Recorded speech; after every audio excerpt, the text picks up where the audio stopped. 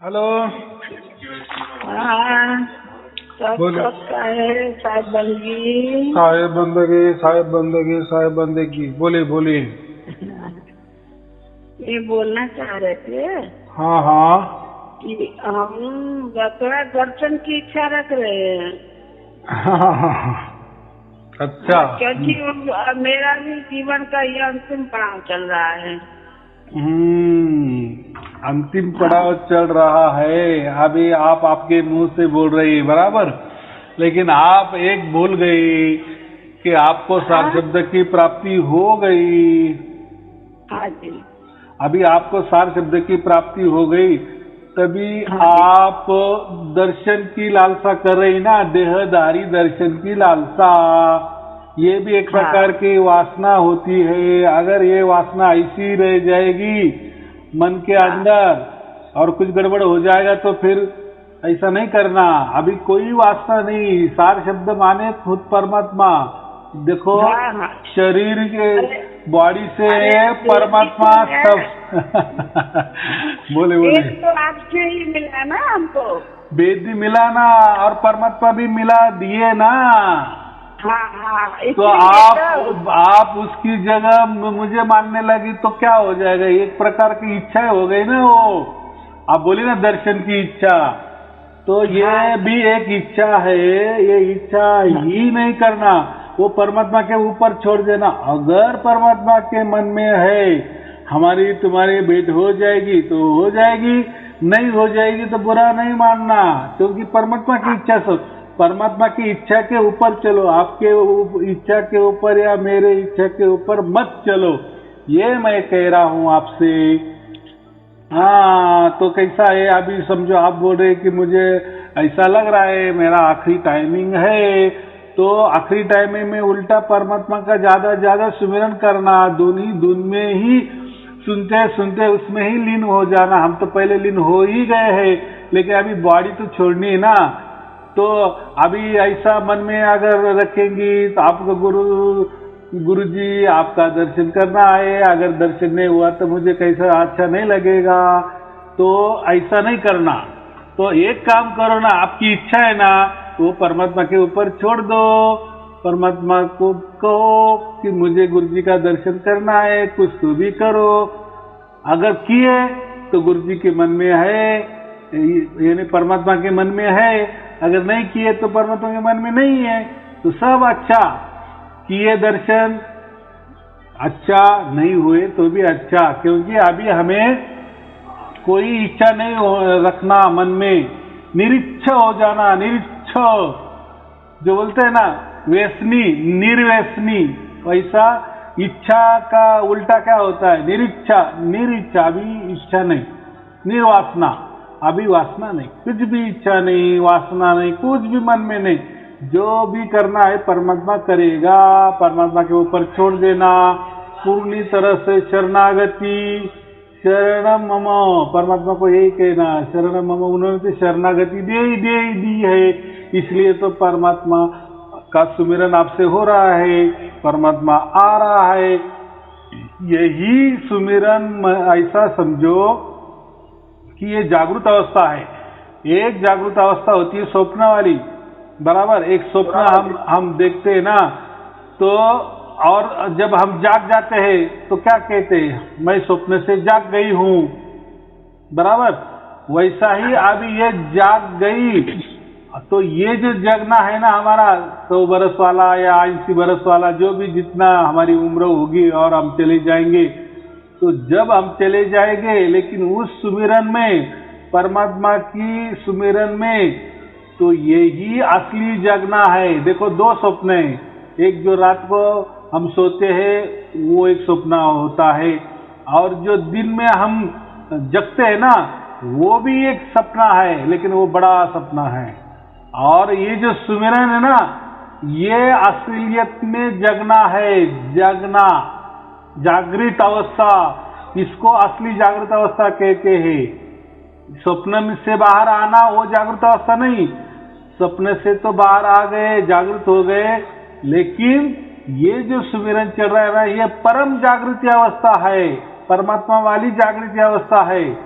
उससे हमें जागना है। इस परम जागृति किसको कहते हैं कि हमें जो सपना है जागृति वाला, वो भी एक सपना है, वो एक समझ में आ जाता है कि सब सपना था। सपना वाला सपना था तो झूठी था, लेकिन सपने के बाद जो जागृति वाला सपना था वो भी एक डबल उल्टा झूठा सपना था।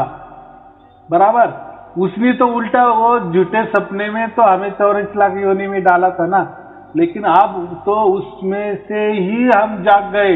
हम अभी हमारी जो सुमिरन करते हैं ना 2400 घंटा, माने हम परम जागृति में रहते हैं। आप अभी परम जागृति में हो, तो ये छोटी मोटी चीजें मन में कभी नहीं लाना कि गुरुजी का दर्शन करना है। देखो परमात्मा ने आपके ऊपर कब्जा कर लिए है। अभी सुमिरन का माने क्या है? सुमिरन का माने परम जागृति, और परम जागृति का माने क्या? पूरी तरह से शरणागत। पूरी तरह से हम शरणागत हो गए हैं। अभी हमारा जो भी कुछ चल रहा है परमात्मा चला रहा है। अभी मन को बीच में मत लाओ, अभी किसी भी इच्छा मत रखो। बराबर कि नहीं? तो परमात्मा के ऊपर छोड़ दो।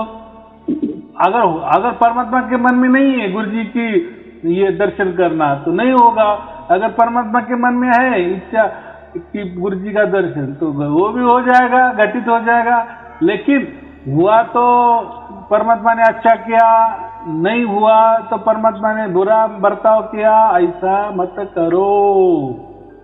बराबर, क्योंकि ये आखिरी टाइम, अभी इच्छा मत करो, क्योंकि आप अभी नहीं हो। आपकी सुरती अभी शब्द में लीन हो चुकी है। अभी वो जागृत अवस्था का ये करो। आप पूरी तरह जागृत हो गई है, परम जागृति अवस्था। हाँ, ये तो सार शब्द कोई ऐसी वैसी चीज नहीं है। इसका अर्थ बहुत बहुत बहुत गहरा है, और किसी भी इसमें आपको ये नहीं मिलेगा समझने के लिए कि ये क्या हमें घटित हो रहा है प्रत्यक्ष। तो ये सार शब्द जो चल रहा है ना आपके अंदर, जो धुन आप सुन रहे हो ना, तो वही परम जागृति है। और परम जागृति के बाद कोई जागृति नहीं होती, बस यही सत्य अवस्था है। बाकी जो स्वप्न से हम जागते हैं, स्वप्न तो असत्य है ही, लेकिन स्वप्न से भी हम जाग जाते हैं दिन में, तो दिन वाला भी एक बहुत बड़ा सपना है। उसकी उम्र ज्यादा है, इतना है। हाँ, और रात वाले जो सोते हैं वो छोटा वाला उम्र है उसकी।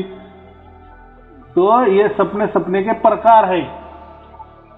तो अभी आप पूरी तरह से परम जागृति में आ चुकी हो।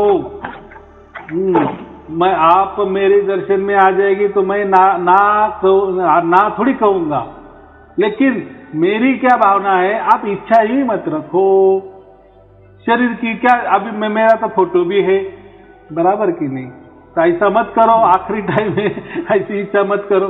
और आप ऐसा आपके मन में कैसे सोच रहे हो कि मैं आखिरी टाइम है मेरा? ऐसा कभी नहीं सोचना, ऐसा नहीं होता। देखो, जब हम मर जाते ना तो हमें ऐसा नहीं समझते कि मैं मरने वाली हूँ। ऐसा अगर होता तो फिर लोग बहुत बड़ा बंदोबस्त कर लेते जागृति में रहने के लिए। जैसे कोई बेशुद्धि में जाता है ना, तो लोग उसको थोड़े से गाल पे थप्पड़ मारते, अरे जग जा, अगर तूने आग दाब ये कर दी, बंद कर दी, तो हमेशा के लिए मर जाएगा। तो ऐसा मत करो। ये आपको अभी बहुत बड़ी परम जागृति हो चुकी है। अभी इसके बाद कोई भी जागृति नहीं है। इसीलिए तो हमने इतना जन्म गवाए, कितने कोटि जन्म गवाए, तभी ये जागृति अवस्था में। अभी हम जब सुमिरन करते हैं तो हम असल में परम जागृति में रहते हैं। बराबर? तो आया समझ में? तो परमात्मा के ऊपर छोड़ दो सब। अगर अभी उसकी इच्छा से हम चल रहे हैं ना, अभी हम समर्पित हो गए ना। सार शब्द जब हमें प्राप्त हुआ तो सार शब्द का मतलब क्या है? पूर्णगत शरणागति। पूर्ण तरह हम परमात्मा के अभी शरण में गए हैं। तो अभी इच्छा क्यों करना? अगर परमात्मा की आज्ञा हो जाए तो मुझे दर्शन देना जरूर। हाँ, तो फिर जरूर आ जाना। बस परमात्मा ने अगर इच्छा की ना कि आप जाओ, तो फिर आना, बस उसमें क्या है? तो फिर फिर आप मुझे दर्शन दे देना बस।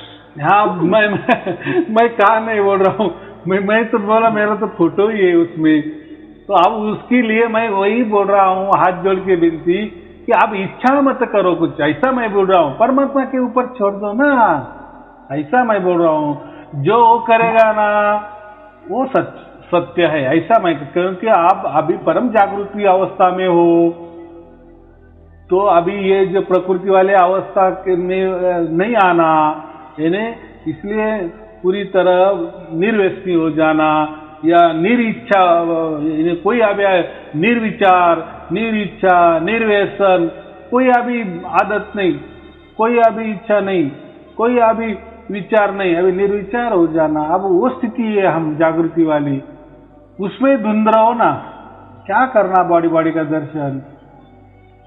परमात्मा की इच्छा हो तो कभी आ जाओ, लेकिन परमात्मा की इच्छा के ऊपर रखो, ऐसा मैं कह रहा हूं। आप उसका हट मत करो, जिद मत करो, बराबर। चलो ठीक है। नाद थोड़ा सा अर्थ हमको बता दीजिए। हाँ, किसका? नाद किसे कहते हैं, बिंद किसे कहते हैं? नाद और बिंद, हाँ जी। जो बिंद होता है वो ठिकाना होता है, नाद यानी जो बसता है वो। बिंद ठिकाना है, बिंद ठिकाना होता है। अच्छा। और नाद ये बजने वाला होता है।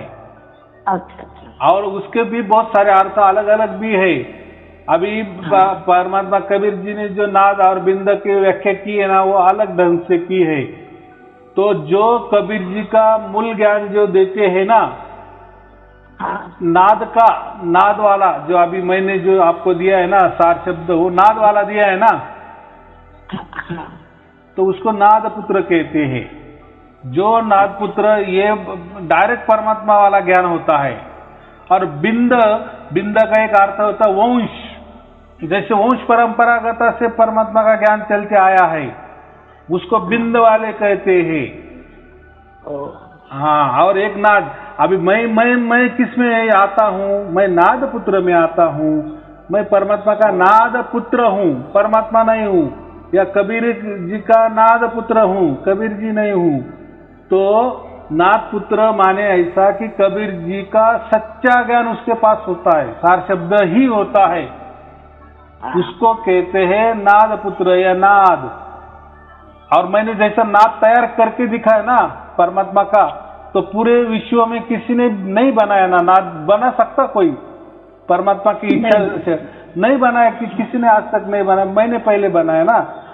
तो इसे तो समझ में आता है कि नहीं कि परमात्मा कबीर जी ने इनको अपना नाद पुत्र कहा है। ये तो खुली बात है, उसमें तो कोई इतना दिमाग लगाने की बात नहीं। और जो बिंद होते ना, तो बिंद का मतलब होता है वंश, वंश परंपरा से चला आया हुआ कबीर जी का ज्ञान, उसको बिंद वाले कहते हैं। देखो एक वो भी अर्थ होता है।